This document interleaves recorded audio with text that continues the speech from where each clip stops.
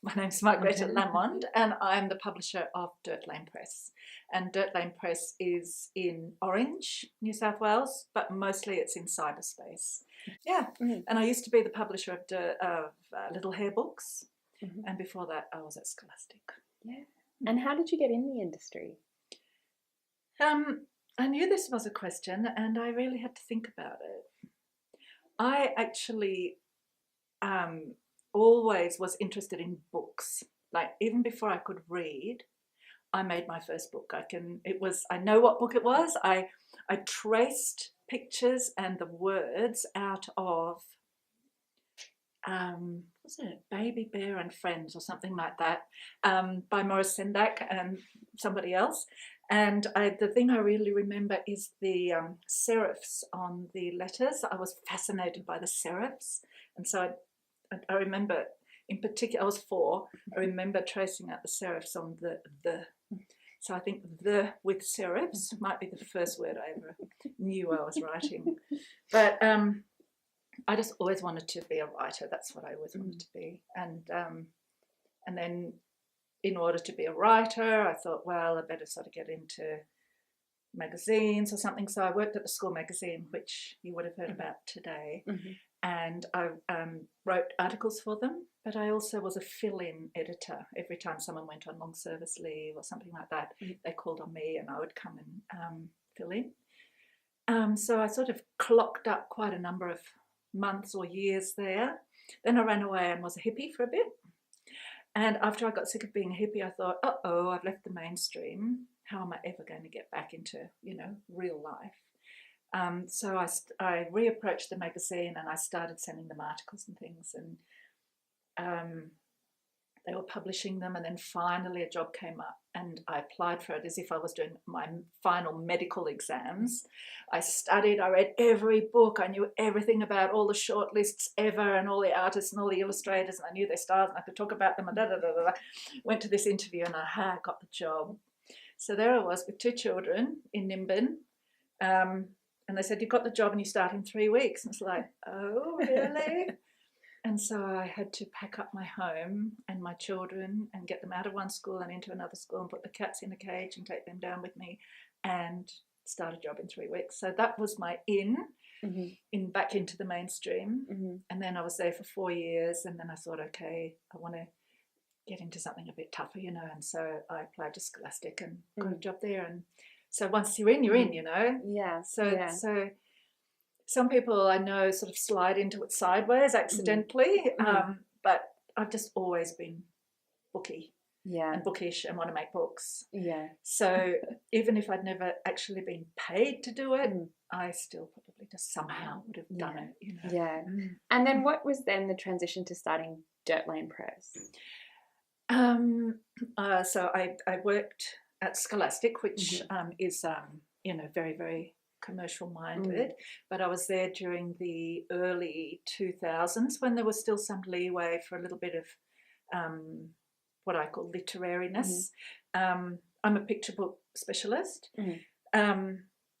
so I was working there, but then I found that it was getting a little bit restricted in terms of, no, you can't do that. And so I went from that big corporation down to a tiny family-owned corporation called Little Hair, because it was run by Mary and Rod Hare, and then it was just in an apartment, and we were just all there in a like, it was built to be lived in, not to have an office. So I had the big bedroom. And when they told me you'll have the bedroom, I kind of imagined myself sitting on a bed doing my work, but actually it was properly set up.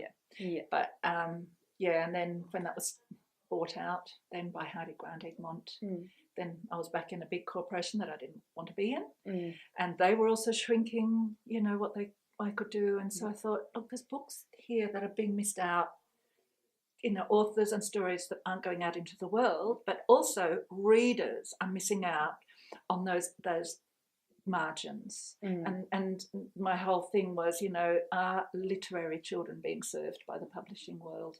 So that's why I started it. I published high-end literary stuff for children. Beautiful. And do you have any advice for students who want to start out in the industry as authors or editors?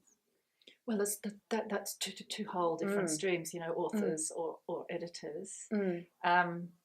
If you want to start out as an author, either you're writing or you're not writing.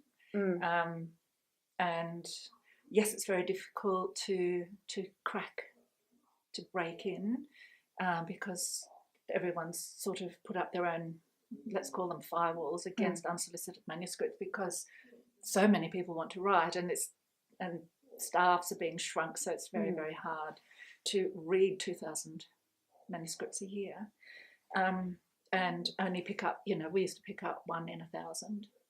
So that's, God knows how, I don't even know how to work out that percent. It's too terrifying. Yeah. I think if you love to write, you'll just write. And you have to write because you love it. There's no point saying, I want my name in lights, therefore I'm going to be an author and keep hammering on people's doors. I know it's hard and heartbreaking, but if your stuff is worth publishing, it will be published. Yeah. It just will. Yeah. And as for editing, look, I just know that's really tough because that's just been crunched as well. And the shame of it is that there are young people who are longing to be editors in a world where people think, you know, editors are no longer required. But it's a passion that people have.